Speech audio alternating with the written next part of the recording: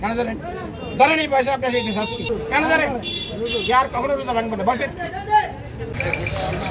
আচ্ছা আপনার হাতে টাকা নিতেন না? নেবো নেবো, সামনে নেবো।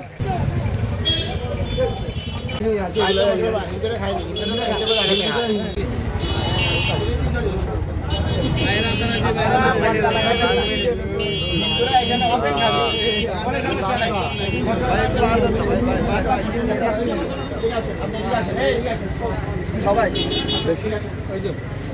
নিয়ে আসেন না, উঠেন।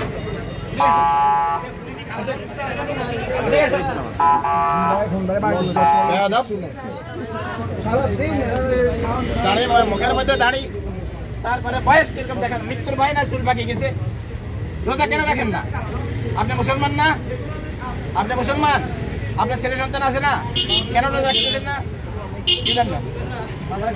কি জন্য? কি বমি আছে? বমি হলে কি বমি লেগে রোজা ভাঙতে পারে? রোজা ভাঙে না বলছে কি? আসেন, এখানে আসেন। আর কখনো রোজা ভাঙবেন? জীবনে ভাঙবেন না। কেন ধরেন? ধরেন এই পয়সা আপনার সেই শাস্তি। কেন ধরেন? উঠে বসেন, বসেন। কেন ধরেন? আর কখনো রোজা ভাঙবেন না, বসেন। মৃত্যুর ভয় নাই, চুল পাকিয়ে গেছে, কয়দিন পরে কবরে ডাকতেছে, এখনো রোজা ভাঙতেছে। রোজা রাখবেন তো কালকে থেকে? রোজা রাখবেন?